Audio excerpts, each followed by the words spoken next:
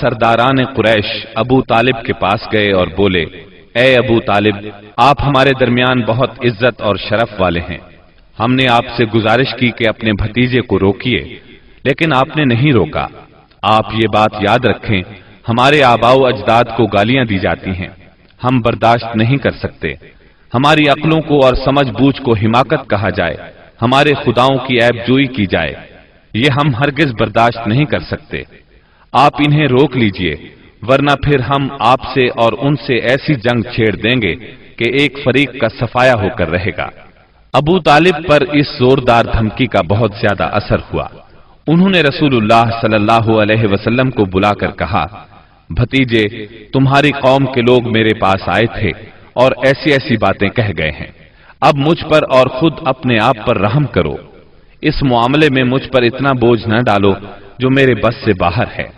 یہ سن کر رسول اللہ صلی اللہ علیہ وسلم نے خیال فرمایا کہ اب ان کے چچا بھی ان کا ساتھ چھوڑ رہے ہیں، وہ بھی ان کی مدد نہیں کریں گے، قریش کے مقابلے میں کمزور پڑ گئے ہیں۔ اس لیے آپ صلی اللہ علیہ وسلم نے فرمایا، چچا جان، اللہ کی قسم، اگر یہ لوگ میرے دائیں ہاتھ پر سورج اور بائیں ہاتھ پر چاند رکھ دیں کہ میں اس کام کو اس حد تک پہنچائے بغیر چھوڑ دوں کہ اللہ اسے غالب کر دے یا میں اسی راہ میں ہلاک ہو جاؤں، تب بھی میں نہیں چھوڑوں گا۔ ان الفاظ کے ساتھ ہی آپ کی آنکھوں میں آنسو آ گئے اور وہاں سے اٹھ گئے۔ واپس جانے لگے تو ابو طالب نے پکارا اور سامنے آ کر کہا، بھتیجے جاؤ، جو چاہو کہو کرو، اللہ کی قسم میں تمہیں کبھی بھی کسی بھی وجہ سے نہیں چھوڑ سکتا۔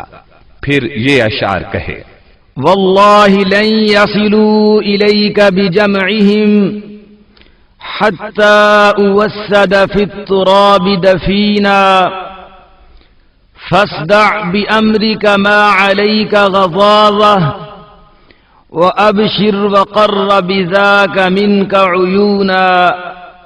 اللہ کی قسم، وہ لوگ تم تک اپنی جمعیت سمیت بھی ہرگز نہیں پہنچ سکتے یہاں تک کہ میں مٹی میں دفن کر دیا جاؤں۔